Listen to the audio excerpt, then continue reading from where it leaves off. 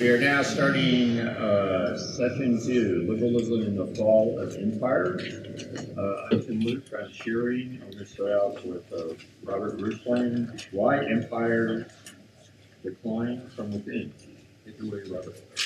Okay, empires decline from within. Toynbee would say that 23 out of 25 civilizations he studied have declined because of high military spending.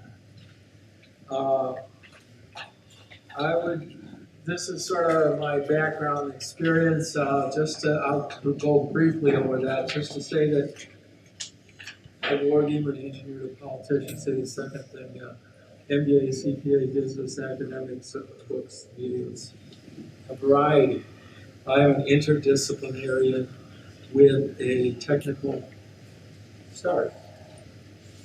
And 9 interdisciplinary strengths: math, science, wargaming, engineering, accounting, business, public policy, peace economics, and global warming psychology, most recent developments. Conclusions: high military spending ruins the economy, resources go to the periphery and drains the center. Social and moral decay results next. Complacency is a result, not a cause, so I differ with the second speaker on that. And internal nature of empire is like feudalism. Empire society resembles the third world. Look at feudalism. You have the militarism, the castles, the boats. You have the lords and the serfs. Social inequality, extreme social inequality, which is then a result over time in America as well. And you have the last one moves from democracy to autocracy, from equals to lords and serfs. You have Rome starting out as a republic, and then eventually becoming an empire system. You have America starting out as a republic, and after World War II having the imperial presidency. And so you have that kind of move, and the lords and serfs makes sense when you have an economy that has stagnated itself by putting the capital and resources away from normal production and into power projection. You create a lot of stagnancy throughout the system. That stagnancy favors autocracy because top-down works when things are changing. It's not a fact. When things are changing and evolving and growing, you need everybody on board. Like Japanese quality circles, looking to the blue collar back in the Cold War days when they were expanding and growing. They needed everybody. They had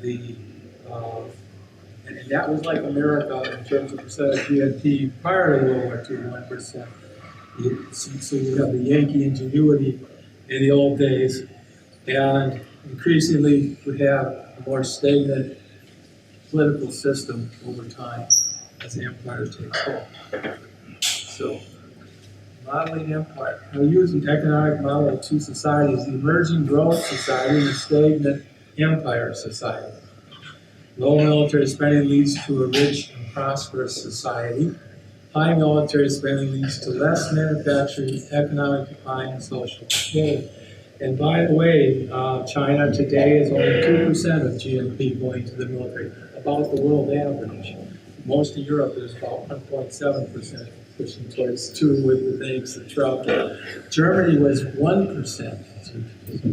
So the modern German miracle doing well is at the levels of Japan during the Cold War, 1%, and America for the first century and a half. The 1% of GDP is the key to growth.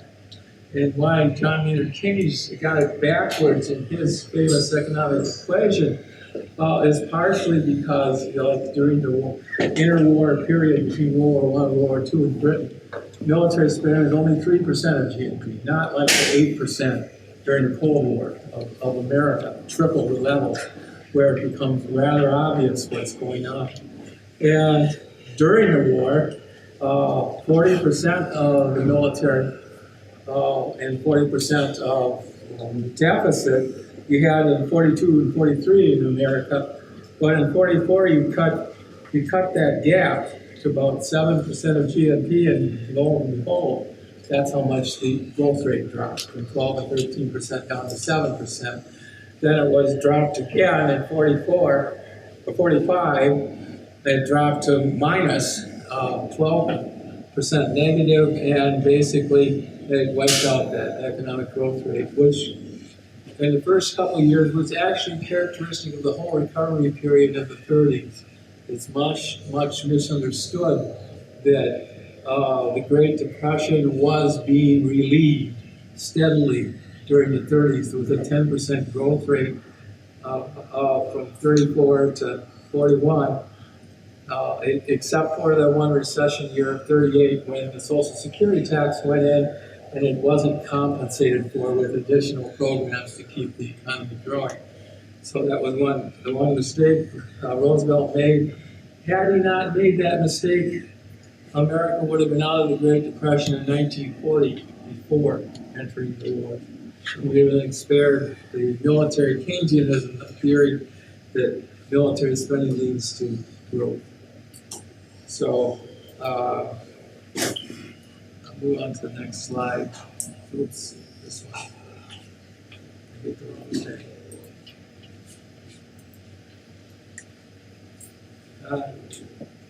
Very good, mess this up now. There, empire and growing. So, the first variable should be power versus achievement. You think of a great human need, the need for affection, affiliation, love, companionship is one. The other two are the relevant ones here. The need for achievement and the need for power. The need for achievement springs out of the high growth society, the Yankee ingenuity, the research going towards producing things that people can use, control, the power, need for power, also almost synonymous with control, is the militaristic society. And that is the stagnant option, the other one, the growth option. That is sideways. All the vectors start going sideways rather than moving forward. And who is the best for sectors sideways? Lawyers. And who leads the world in lawyers in America? And red tape as well, rather than creative structures like in Europe or something that they have consensus that leads towards dealing with issues like that. The engineer creates. The lawyer merely allocates. I had a lawyer friend of mine who said, I'm just a hired gun. Again, the militarism. Service sector.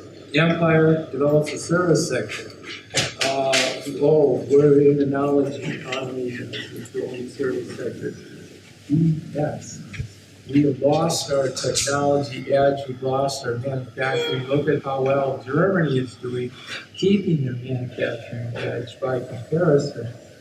And when you lose the manufacturing, the service sector takes over. Witness, Lloyd's of London is the #1 insurer in the world, the British Empire. And up through the 70s, the 8 of the 10 largest banks were either in Paris or London, the old world empires. Then in the 80s, it was 8 of the 10 for Japanese. The Japanese, because they've modernized, do not have the growth that they once had. They've matched American growth, but half of America's growth has been bringing people in from overseas and paying them 2.5 times as much as the average American. 75% of the immigration in America is not the Mexican poor kind, but is actually people who get higher degrees in America or someplace and you come here, or rich businessmen who come here. I can cite case examples that I've lived through my life of people that have exactly fit that pattern. Then win-lose. So the empire, because it's stagnant and crowded, becomes a win-lose environment. the win-win environment, you need everybody on board. If you're going to grow at 9% a year instead of 3% a year, you need all hands on board, all hands on deck. Oh boy, okay, football and baseball.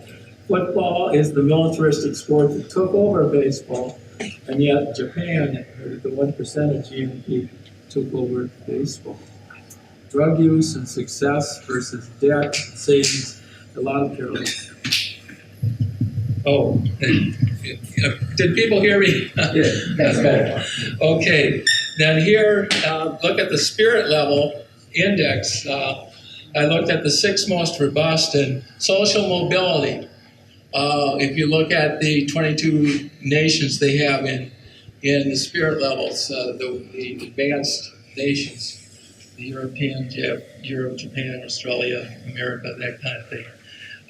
Social mobility was the highest correlation with the empire society, with military spending. With their income inequality thing, it almost matched that. But all these others is much stronger under the military spending than under the income inequality theory of the book, the spirit level that they mentioned. And you can see prisoners much higher, teen births much higher, homicides very much higher, mental illness just a little bit higher, obesity fairly high. You can see that empire is a better theory for explaining these problems. And again, the stagnation of empire at the root of all of this. So the economics. This is graph 997. I won't explain it. Murder, crime, 996.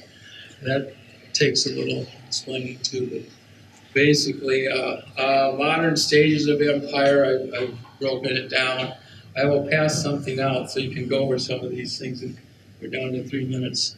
The imperial presidency, I mentioned that already, that concept. Mercenary or private. It's interesting that, like, the French economy dropped to 40% of its, dropped to 60% of its level under German occupation. East German economy dropped to 60% under Soviet occupation. And, you know, we currently have an East German running Germany, so they have recovered. Its occupation is the problem. And I'll move on to the next slide.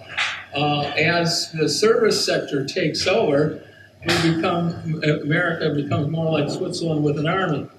From the 70s to now, we look at the economy going to the financial sector, going up about tenfold. They have dominated. So the service sector has moved in where the technology sector was before, and because the resources going to the periphery, so that's true within the United States. The coastal states and the southern states have gotten the military spending. The Great Lakes industrial basin, where before it was once the richest city in America, has changed fortunes because of the high military spending shift, which is the Cold War represents basically half of the Cold War money spent represents a shift of money from the north to the south. And so you get the Rust Belt and the Sun Belt out of that.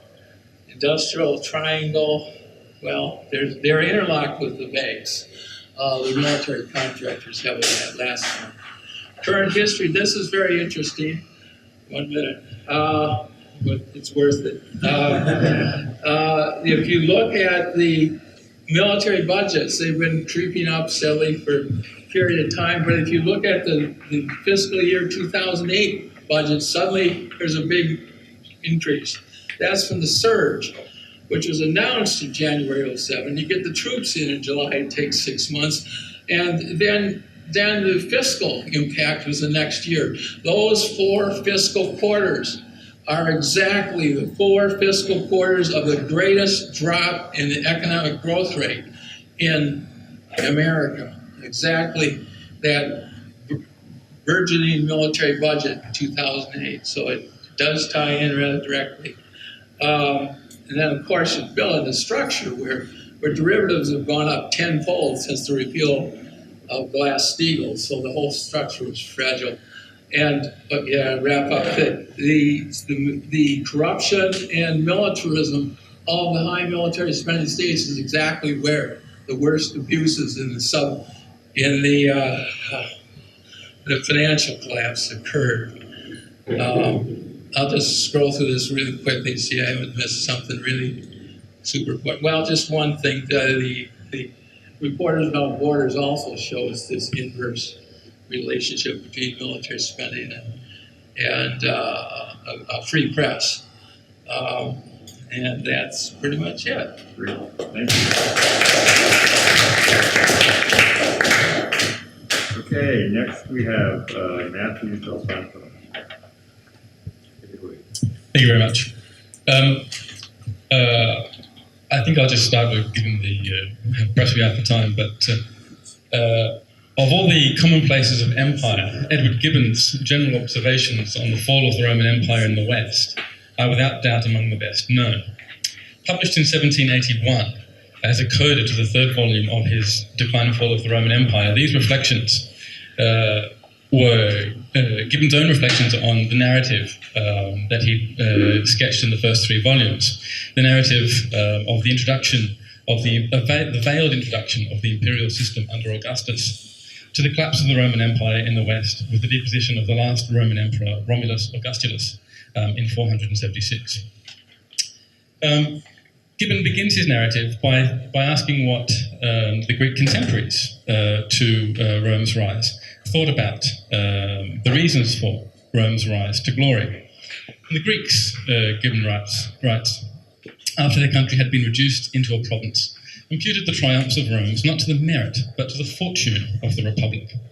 The inconstant goddess, who so blindly distributes and resumes her favours, had now consented to resign her wings, to descend from the globe, and fix her firm and immutable throne on the banks of the Tiber. But Gibbon will have none of this. This recourse to the fates, to fortune, is nothing but a vain attempt at mollifying injured pride. To account for why it was that the previously insignificant city of Rome should have arrived at the place of glory it had attained, including over its apparent moral superiors, the Greeks, Gibbon instead endorses the opinions of Polybius, whom he calls a wiser Greek with a philosophic spirit. Polybius has deprived his countrymen of this vain and delusive comfort by opening to their view the deep foundations of the greatness of Rome. The fidelity of the citizens to each other and to the state was confirmed by the habits of education and the prejudices of religion. Honour, as well as virtue, was the principle of the Republic. The ambitious citizens laboured to deserve the solemn glories of a triumph, and the ardour of the Roman youth was kindled into active emulation, as often as they beheld the domestic images of their ancestors. In the 21st century, we might say that Rome rose to greatness because it practiced a politics of virtue. Traditions, both educational and religious, promoted the cultivation of a public spirit that made the polis greater in strength than the sum of its individual citizens. In addition, Gibbon continues, distilling the lessons he had learnt from Polybius, the Romans drew strength from the benefits of a mixed constitution. The temperate struggles of the patricians and plebeians established the firm and equal balance of the constitution, which united the freedom of popular assemblies with the authority and wisdom of the Senate and the executive powers of a regal magistrate. From these institutions, Polybius has deduced the spirit and success of a people incapable of fear and impatient of repose. As his modern editor observes, Gibbon was always wanted to see himself as more than a mere chronicler or an antiquarian. He saw himself as a philosophic historian, and the first among his concerns was civil society. What were the factors that strengthened it, and what were the factors that undermined it? From these considerations, his modern editor continues, flowed the need to investigate political forms, the effects exerted on society by commerce, the nature of virtue as it related to both individuals and to whole societies. Of course, Gibbon has been remembered for his anti-clericalism and hostility towards what he considered historical, if not what he considered true evangelical Christianity. His rise he linked in an ambivalent way to Rome's fall. Thus, in these same general reflections, he notoriously remarked that, as the happiness of a future life is the great object of religion, we may hear without surprise or scandal that the introduction, or at least the abuse of Christianity, had some influence on the decline and fall of the Roman Empire. The clergy successfully preached the doctrines of patience and pusillanimity. The active virtues of society were discouraged, and the last remains of military spirit were buried in the cloister. He goes on, painting a decidedly unhappy picture. Yet, Gibbon was prepared to give Christianity the benefit of the doubt. Party spirit, he observed, with reference to the Church's doctrinal wrangling, however pernicious or absurd, is a principle of union as well as dissension. But above all, it was his very admiration for the wonder of civic society, for the polis, for public spiritedness, and the cultivation of virtues, that made him give the new religion the benefit of the doubt. All of these things, the life of the polis were to him a prodigy, almost a miracle. Most human beings, most of the time, had not lived this way.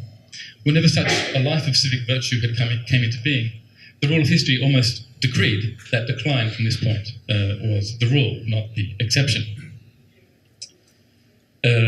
Christianity's hostility to the cultural virtues of the polis may have accelerated this process, but it would have occurred all the same.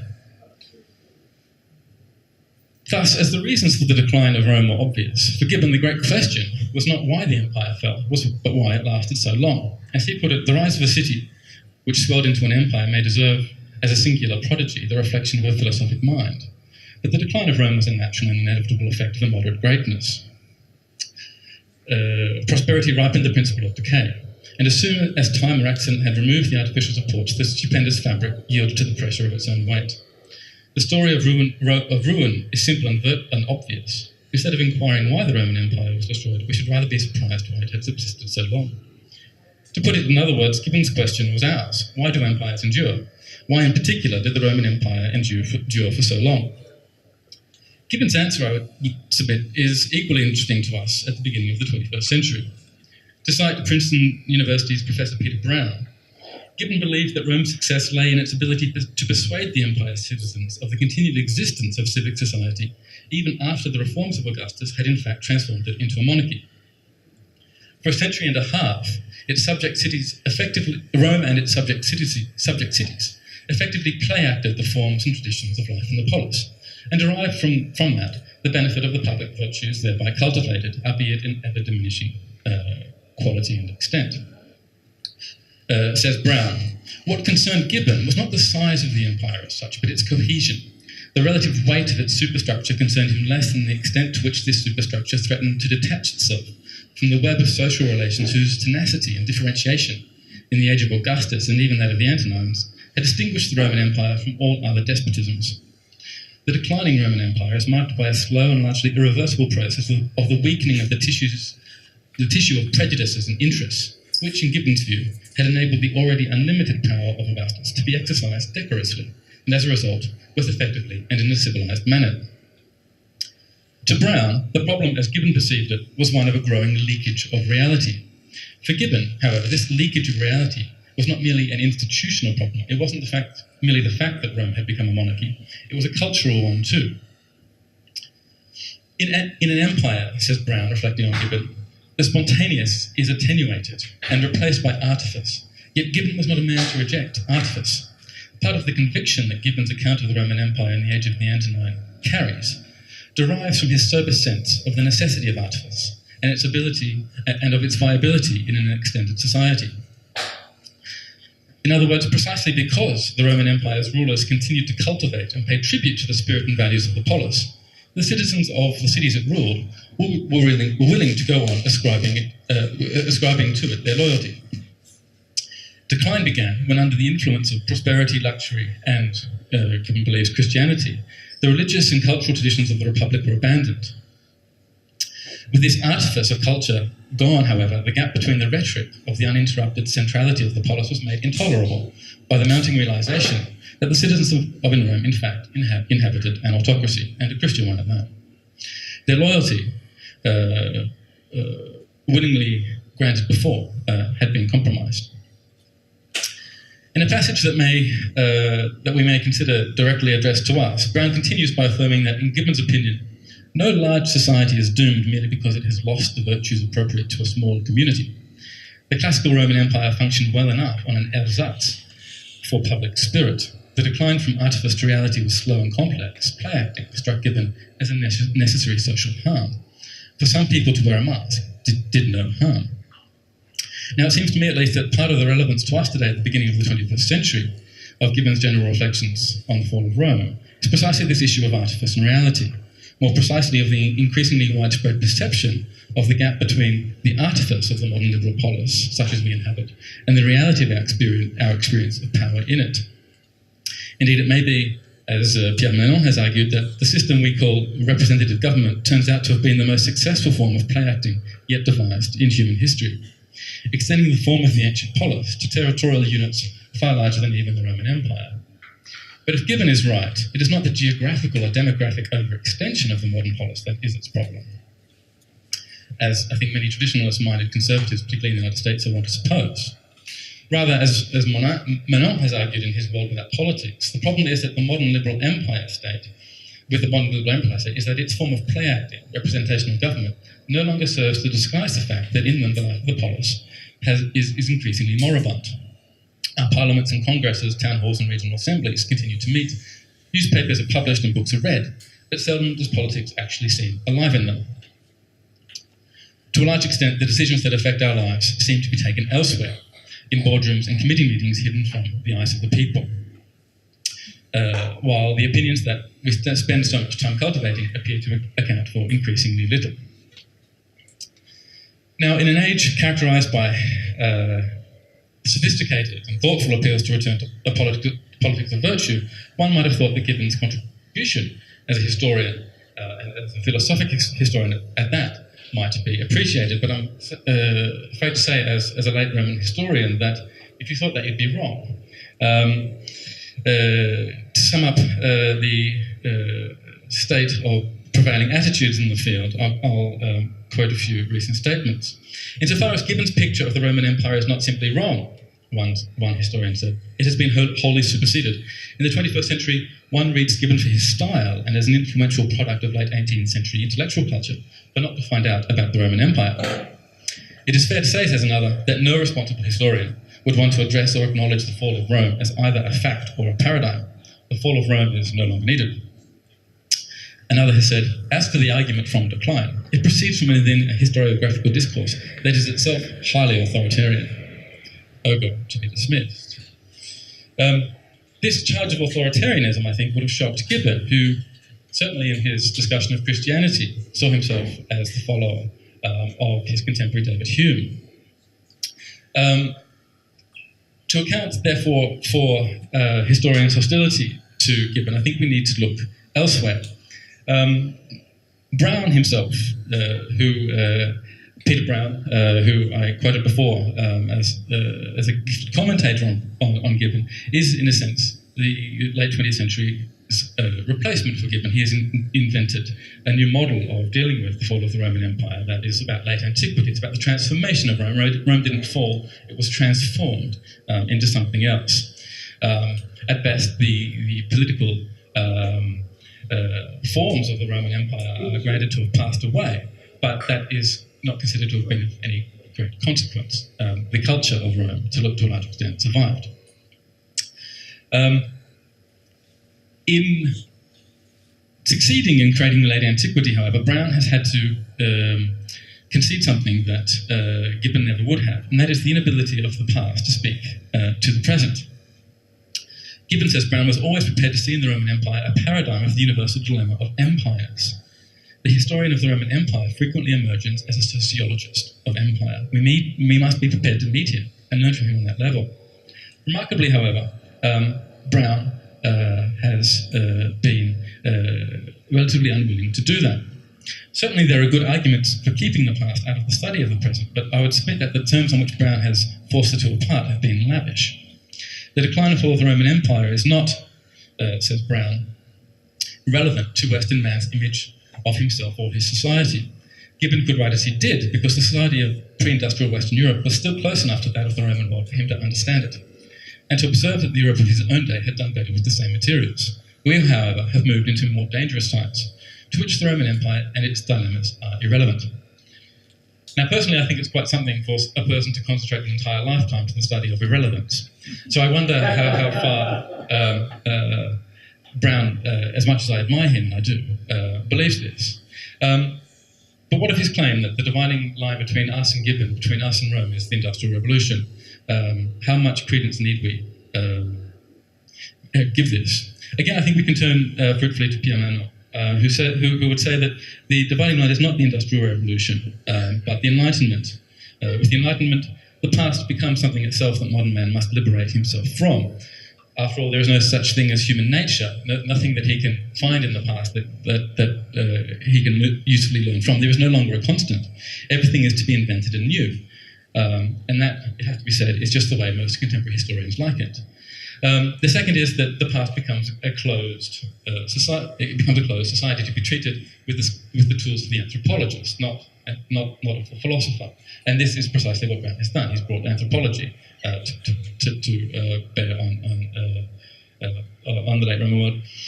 But the consequence of that has been its almost total othering, again in the model of the anthropologist. Yet it was precisely this othering that Gibbon wasn't prepared to make. Indeed, for all of his debt to Hume in matters of religion, Gibbon appears less a man of the Enlightenment than we might think. Brown calls Gibbon, in fact, one of the last late classical men, and I think he's right. To situate Gibbon's decline and fall of the Roman Empire in the terms Alistair MacIntyre has offered us, Gibbon's world was not a world after virtue, it remained thick with it. Because human nature remained constant, the moral laws of the ancient Greek Polis could serve as a constant yardstick by which to judge men's actions through the ages. When he described the decline and fall of the Roman Empire, what Gibbon was describing was the decline and fall of those virtues that had sustained the ancient Polis, and as a result, the Polis itself. And this is where I think Gibbon will be forever at odds with the practitioners of history shaped by the world described by MacIntyre. I'll leave it there. But there are some empires that simply are not allowed to go into decline. And in as much as we live today still in an empire, the modern liberal empire, I'd submit that the modern liberal empire is not allowed to go into decline for much the same reasons that the Roman Empire, in hindsight, is not allowed to have gone into decline. If it later proves to have fallen, my gambit will be that if historians then are anything like the way they are now, they won't attribute that fall, that collapse, to a pre-existing period of cultural decline, but they'll see it in terms of a catastrophe, that the empire was pushed. And I would submit that in as much as the travails of the modern liberal polis are acknowledged at all, we're encouraged now to see them as in catastrophic terms, or as something supervenient from outside. The malevolent desires of outsiders are to blame for our ills, not the moral history of our own republic.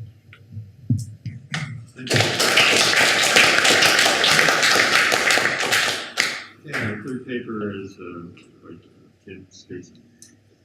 And now for something completely different. As I walked through the Vancouver headquarters of one of British Columbia's largest and most powerful trade unions, I encountered glass cabinets encasing Indigenous artifacts. Displayed as they are like museum pieces, their presence simultaneously stands as a symbol of the death of a culture and an attempt to revive and honour that culture. One piece in particular stands out: talking sticks. In Indigenous culture, talking sticks are often passed around a group as multiple people speak in turn. If you don't have a stick, you can't talk. It acts as a symbol of respect. Each individual is given the time they need. And that's more than 15 minutes. Things are very different in the union. One day Trevor, a long-time union organiser of Italian descent, tells me the significance of these sticks for him. In unions, we're used to talking over people, only listening well enough to make a counter-argument. The pace of the conversation is fast. I'll walk into meetings as a white guy with an agenda and say that everyone has 2 minutes to give their piece. You're in and out in 90 minutes. But with Indigenous people, they're much slower and more thoughtful in the way that they talk. They're less interactive and less combative. And the meeting will take as long as it takes for everyone to say what they need to. The talking sticks are there to remind people of a different way of relating to each other. So my contention is that this perhaps seemingly minor reflection in fact has a somewhat revolutionary significance. The 19th century saw European empires conquer almost the entire world, while much of the 20th century saw nationalist liberation from empire. It arguably also saw the entrenching of liberal empires of the mind, with newly independent governments in India, Africa, Australasia, and the Americas reproducing quintessential liberal ideals. Individual liberation from oppressive social structures, secular rationalization of public discourse and political bodies, and neoliberalization of economies. Could the 21st century then see the beginnings of a reversal? Plenty of research over the last decade has demonstrated how liberal ideals jar with vernacular ontologies in post-colonial settings and amongst post-colonial migrants to the West. Yet by focusing on the elsewhere and other, this research may add fuel to the argument that the failure of liberalism to resonate is not a fault in the ideology, but in its recipients, as you were concluding. By way of an alternative, my own research explores where liberalism continues to jar in spaces where it's been entrenched the longest and deepest, global cities in the West. Recently completed research in Vancouver explores liberal ideals in the context of the final frontiers of settler colonialism. This research reveals how citizens in these settings are awakening to post-liberal alternatives that allow them to navigate between liberal ideals and alternative visions of solidarity. In particular, it demonstrates how Indigenous ontologies are helping non-Indigenous citizens to reverse liberal missionary zeal in exploring pathways to alternative social, political, and economic futures. Now, it's become fashionable of late, both in academia and amongst populist politicians, to think of liberalism as a global empire of the mind, circulated and imposed through elite institutions and individuals. The university, the mainstream media, leading politicians, the IMF. This culture is reproduced by a secular, liberal, university-educated, urban elite who dominate and ostracize anyone perceived as stuck in tradition, prone to group mentality, less rational, more religious, and more socialist. In the interest of their economic advantage, these global citizens of nowhere seem willing to sacrifice traditional values and ways of life in the name of progress. And the result is global populist backlash. That's how that argument goes. Certainly, global culture seems increasingly divided along this liberal, anti-liberal fault line.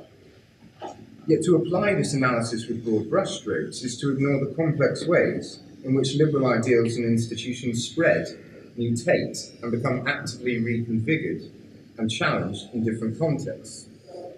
So rather than treating liberalism as a fixed ideological empire with predictable reactions across the world, they see themselves as dominated by a choice mentality and by a rationalized approach to politics and economics. And they're searching for ways to reconnect with people in more personal ways.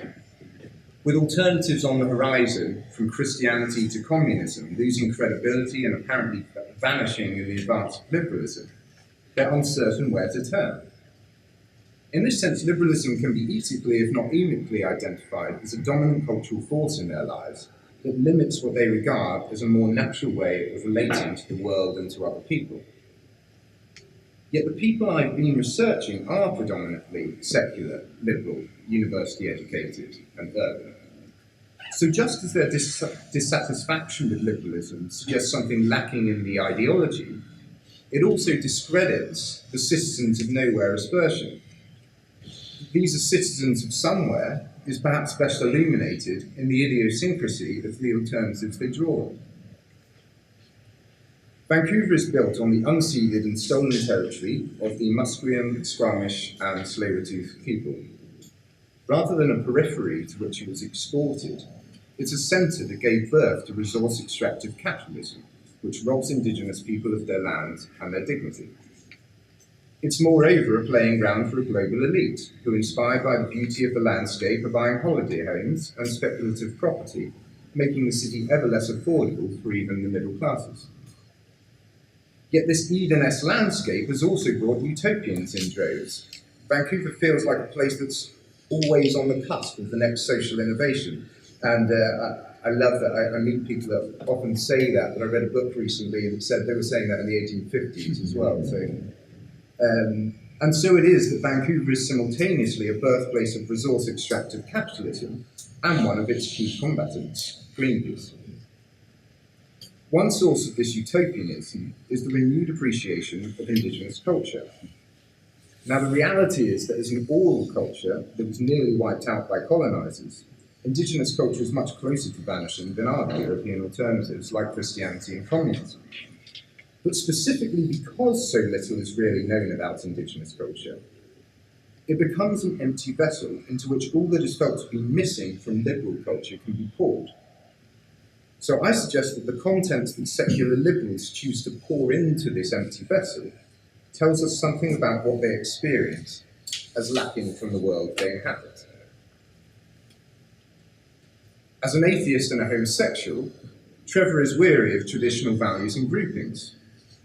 Yet what he senses as lacking is the symbols and practices for what he calls a deeper and more profound way of relating to other people. He feels that individual dignity is being subordinated to a culture of rationalization, which is focused on efficiency. And again, I think that points to what you're saying, that liberalism tells us it's about the dignity of the individual, but that's not what people are experiencing on the ground. The act of talking over other people is an act of instrumentalizing other people for Trevor. So even as the union is challenging economic rationalization at the macro level, it's reproducing it at the heart of organizational practice. The dignity of the individual is supposed to be a cornerstone of liberalism, yet in the case of Trevor, he feels it's subordinated, as I was just saying. As he walks past these talking sticks every day on his way to work, they act as a symbolic reminder for Trevor of a different way of relating to people. And he hopes that by working at more personal relationships from the bottom, he can slowly work his way up to changing the culture at the top. Now, talking sticks are clearly just one star in a constellation containing books, films, life experiences, even religion at times, that make up Trevor's ethical imaginary. But what's important to note is the continuing function of symbols, objects, images, and metaphors in filling the secular ethical imaginary with content. And that in a world with ever less alternatives to draw on, small symbols like this are vital. It's equally worth noting that Trevor's not necessarily representative of Vancouverites as a whole, many of whom either ignore or revile Indigenous culture. But the recognition of personal responsibility for colonisation and the desire for reconciliation is widespread in activist circles. So too is the not unproblematic valorisation of Indigenous people as the noble savage who stands as the final frontier against global capital. There was a time where a particular piece of land was actually given back to one Indigenous tribe, and the chief chose to develop a shopping mall on it. And there was this outroar from the liberal left who treat them as this, last man or final frontier. And I don't know what they expected them to do with the land, but it's very interesting. The survival of a pre-liberal culture is helping Trevor and many others like him to adopt post-liberal approaches to the world. One way we might think of this is as an act of reverse colonisation. This small symbol is helping Trevor to undo the liberal empires enveloping his own mind. Now, am I suggesting that the seeds of a global revolution, a new empire of the mind, are now being sown in Vancouver? Are we all going to be passing talking sticks in meetings in the near future? Certainly not. But what I would suggest is first that the way liberals choose to relate to Indigenous culture points to something that is missing from their own. And alongside this kind of more real or profound respect for the dignity of the individual, I also observe the revalorization of animals and objects to a status of equality with humans. And second, the resources for filling this gap may be closer to home than we think, namely in the languages, stories, and symbols of the very people being lost as liberal ideals advance. And yesterday we got talking about how there used to be much more variety in dialects around Europe, and I haven't looked into this properly, but it really interests me to think, is it possible that reviving old dialects in various places could also revive cultures of resistance? I don't know. What this might mean in a place like Europe, where many such alternatives are already extinct and forgotten, is unclear. But the case of Europe reminds us we need to act fast. Resistance is easier than archaeology.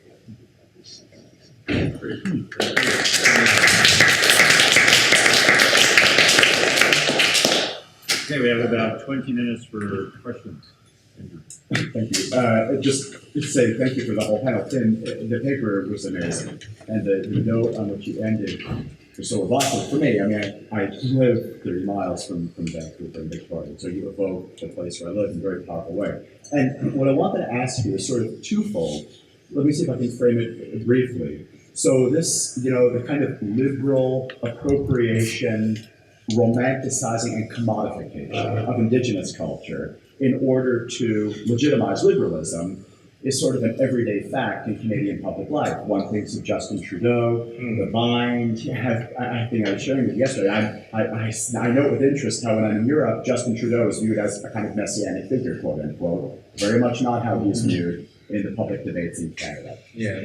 With the Trans Mountain Pipeline. And so if I'm correct in understanding your analysis of the liberal appropriation of indigenous culture, what does that say about Canadian public life? And are there applications to other analogous circumstances where liberal politics is seeking to appropriate indigenous culture? The other aspect, I'll be super brief, I found myself thinking of the fact that Vancouver, as the headquarters of the Lululemon company, is also a headquarters of the Western romanticizing and commodification of a, quote, Eastern aspect of culture like yoga culture. Yeah. And so does your analysis extend to the colonizing and appropriation of cultures that are not indigenous to Canada? Like, for instance, yoga culture. Just your thoughts on any of that.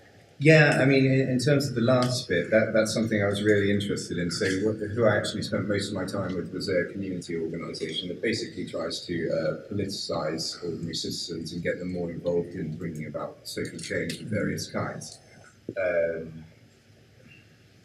So I was really hoping, although you can't, you're not supposed to influence your research participants, I was really hoping at some point they would try to organise a yoga studio, because they are so prominent there. But I think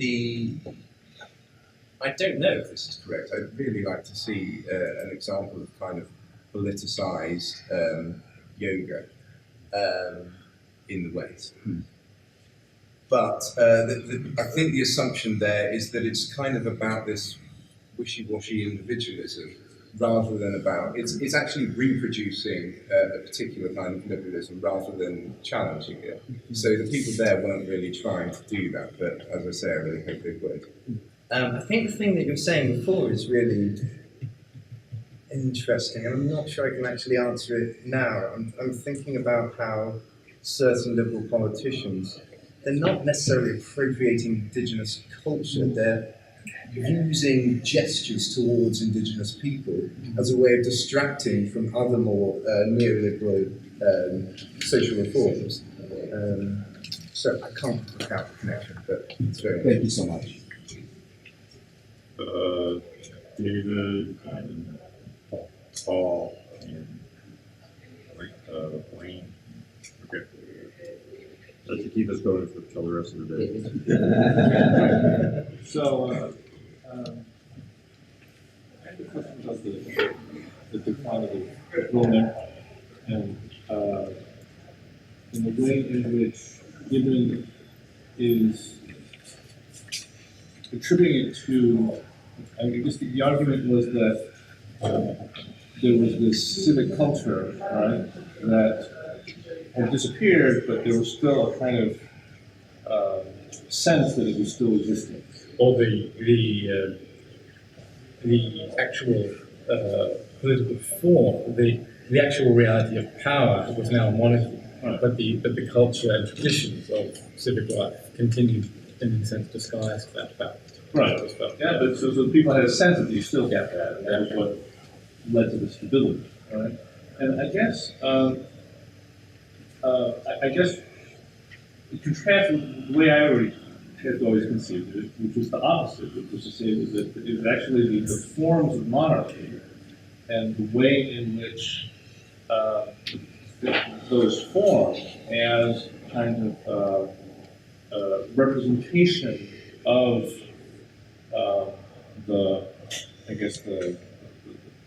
of political power was really what maintained the stability, because that's what allows different peoples within the empire to have a kind of common sort of representational reference, and therefore allow for a kind of stability with difference, as opposed to a kind of civic culture model, which would be okay for a republic, but once you have an empire and you really need to integrate all these different cultures, that model would break down. I think the difference is that Rome was an empire, but conceived itself as a republic. And what somebody like Brown is saying is that up until at least the 4th century, most people still imagine themselves as living, that is, most people lived in cities. I'm not talking about the 90% of people who lived in the countryside, but the tiny number of people who lived in the cities of the Roman world conceived of themselves as still living in city-states, city republics. And it was the city councils of these states that both preserved the civic culture and collected taxes on behalf of Rome and returned those taxes to Rome. But Rome again, because Rome embodied the same culture, what they had in common with Rome was a culture, and a cultural, a republican culture, as it were. So it wasn't the awesome power of the emperor that inspired people's loyalty. People are saying, given the saying, what Brown is saying up until the 4th century. It's a consensual identification of culture, of interest based on shared culture. I would see it differently. I would see the military aspect as Brian. If you tell your succeeding emperor, always pay the military well, keep their loyalty to you, you have a spiral upward. And at 500 AD, the Janissaries of the Eastern Roman Empire in Constantinople were paid 16 times as much as a soldier in Britain at the same time. So there was this vast spiral upward that led to the centralization of power of the empire, of the emperor taking over from the republic of the Senate. Most different traditions there might have been, but what's crucial to remember is that up until at least the middle of the 6th century in the Eastern Empire, the imperial army, force wasn't imposed by the imperial army. Force was extracted centrally from cities. The imperial army was on the frontier, hundreds of miles away from cities like Antioch. They could only be governed by the consent of the people. The consent of the people is very much like the modern U.S. situation, where now Princeton and Jimmy Carter both have shown that it's an oligarchy and not a democracy anymore running America. And yet the people believe it's a democracy. So it's very much like you're describing there, that there's a reality on one side and there's a perception and a local running, like the cities you're talking about and so forth. There can be two contradictory things going on at the same time. Well, I very much enjoyed all 3 papers. I've got just a brief intervention on all of them. Robert, your paper is something I once studied in detail at the military economics, and I just thought it'd be useful for your presentation, maybe for you to emphasize, which perhaps you hadn't had time to do, when you mentioned the decline of manufacturing. With militarism may seem counterintuitive to some people because obviously there's a whole military. MIT is all about producing engineers for the military, but there's some research by a Columbia economist whose name escapes me showing that that's part of, that is sort of the nub of the problem, is because all of the top engineering talent is producing high-tech stuff that has no relevance to the real economy. It's only relevant to the military economy. So that's why Germany and Japan and now China are able to produce good, cheap, competitive consumer goods, whereas America lost that ability. It was having the wrong kind of engineering. Melman. No, yeah, there you go. And Adrian, excuse me, Matthew. I couldn't help thinking of something Morris Berman, the sort of cultural decline author and sociologist, was interviewed recently and quoted Paul Krugman, the famous liberal journalist, who said that it's anyone who talks about the relevance of the Roman Empire is foolish. And then Berman said this is the fact that he says that shows how stupid America has become. That in fact that America is in steep decline, and improvement is a good evidence of it because of the decline in education and sort of that public intelligence generally. But what my question for you is about this idea about play acting. Is this similar to something that Alistair McIntyre talks about? I think it's in After Virtue that there's certain afterlife of virtue in the Anglo-American West or Europe, even after the belief structures that undergird it have basically disappeared, but there's still sort of a play acting of reading the Republic and stuff like that in elite colleges, which creates, for a while, an elite that is capable still of ruling until that falls apart. That's certainly the argument that Patrick Meehan makes. Yeah. Okay. Yeah. And then just finally, Tim, I enjoyed your talk as well. I just very quickly, when you mentioned at the end about looking at animals and things as being something that might be a borrowing from indigenous cultures, do you think that's interesting from the perspective of looking at them in a symbolic order, or more as being philosophical, anthropological equals of humans, or what? I mean, is it the symbolism of it that you think is useful, or do you think that is in fact useful contribution to Western thought patterns? It's maybe what is the role of symbolism in that looking at animals and objects?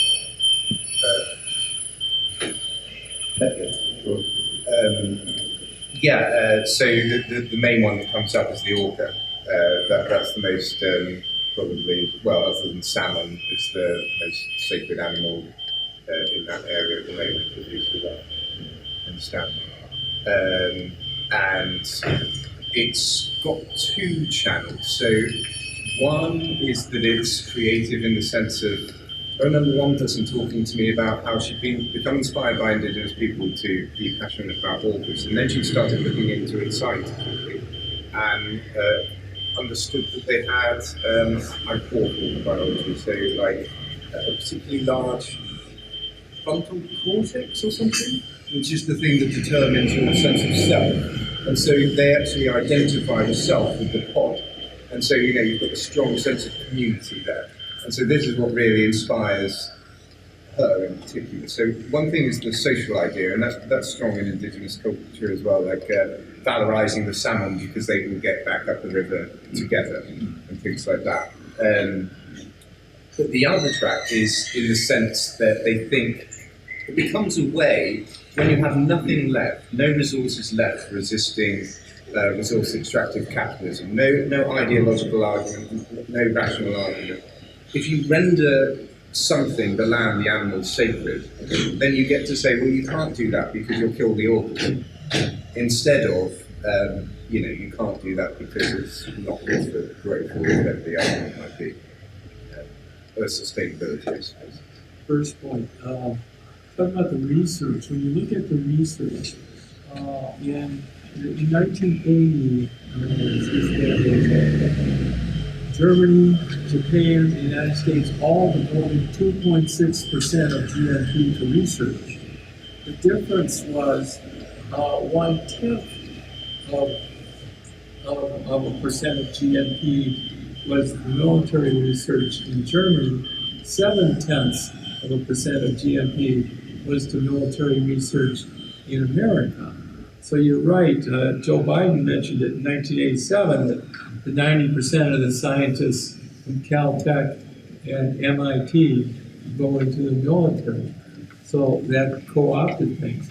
I didn't know that when I took my electrical engineering degree from the University of Wisconsin, which must have been right behind those other big two, because it was third ranked in the country at the time. I didn't realize until after I graduated 4 years later in '72 that I was at the peak of the Vietnam military budget in '68, and it was diminished considerably by 1972, and 50% of electrical engineers worked in the military contract. So basically, I got into accounting instead. But that's another story. And if you look at one expert has estimated that 33% of military research has a dual benefit, a civilian benefit. And I see that fitting in the model of 1/3 too military specific to be a benefit, 1/3 too much secrecy. You can't have conferences like this and talk things out and learn things in the military-industrial complex that same way. Too much secrecy, and then 1/3 dual benefit. But and then if you realize that that seems to be the only point of justification of the military, you look at 90% is not research in the military budget. So if 2/3 of it is lost, then you're down to 97% waste in the military. And if you look at I also did work in venture capital at one point in time. If you come up with an idea and you're lucky to get 20% of the market, you're lucky. And 80% go to competitors eventually. So actually of that 33%, it's only 7%. So it's actually 99.3% waste. So it's for the 100 I use in my models work so well that I've got a 60-year model of the U.S. economy with correlation 0.39s to add in a convertive wave and a juggler wave and a deficit carrying you through World War II and things like that.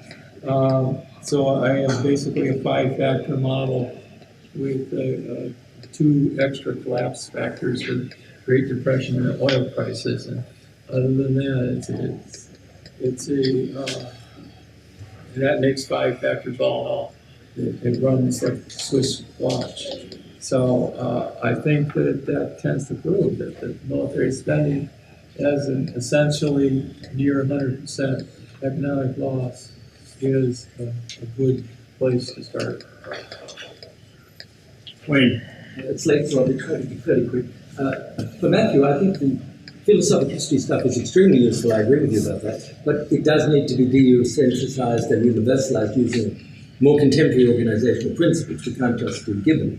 But I think you're right about the importance of that. But it's important not to exaggerate his view of Christianity. The recent scholarship on Gibbon and Hume is not very sound because they're written by younger people who assume that if you say how horrible Christianity is, you're not Christian. There is evidence that Hume was certainly anti-Christian and certainly not theistic, but his view of religion, as Milbank is right about this, is so pessimistic that you can't get rid of this junk, according to Hume. And Gibbon is different. Gibbon has a latent secret Christianity. He's a Lodian Christian underneath it all, in a very cynical Roman kind of way, but he's not anti-Christian in the way the younger people think.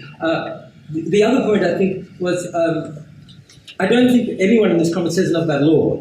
And the argument about whether Rome declines or survives has to be thought of deeply in terms of law, and the evidence there is quite interesting. The New Oxford History of the Middle Ages, of course, gets rid of the term Middle Ages because there weren't any middle, and shows that Rome didn't die.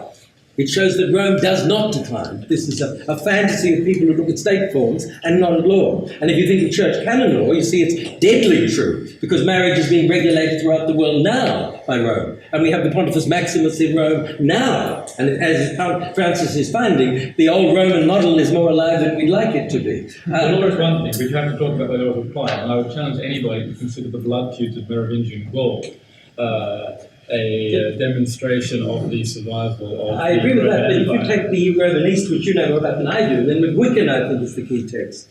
If you read McGuicken's book on how the Roman law was transformed in the Greek East on Orthodox principles, you see that, yes, there's enormous bloodshed, and yes, it's not applied in the way you might hope, but it does shape the Byzantine world to a degree that people in the West are insensitive. McGuicken's the leading historian in the Orthodox world of this. Read the book. Oh, well, I will, but I mean, I don't think that you can say that just because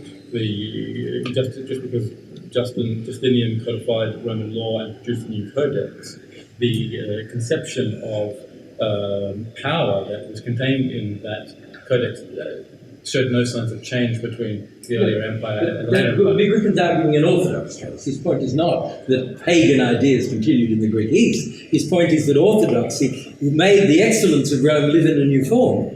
And there is some truth in that. It's coming from Orthodox theology. He's the leading Orthodox thinker. I'd like to jump in a little bit on culture. Culture versus, this fierceness of militarization of the society or not. Japan is often a very peaceful culture. Buddhism is a very peaceful thing. And yet you see the rampant militarism of the 30s. Well, okay, 7% of GNP is very, very high. No state of militarization there, and there was no state in the first 50 years of the 20th century. You didn't see the fantastic growth after World War II when they cut military spending, and it changed the whole nature of the society. But you don't see also in the German personality. Many people looking at the German personality think, well, these aren't a bunch of mean, vicious Nazi Huns or something like that. What's going on here? Well, you look at the late 19th century when the Prussians had the best schools in Europe. They had low military spending. That's what allowed them to become the great power they were in the two world wars. And then the militarization takes over and changes the nature of the person. So it's the structure is often dominant over the culture or the religion, if you will, the individual. Because of that, I kind of learned that lesson getting my MBA too.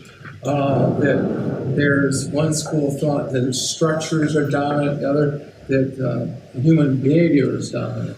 And I had two secretaries that were totally different. One was very outgoing, one was very reclusive, and the exact same problems occurred with both secretaries.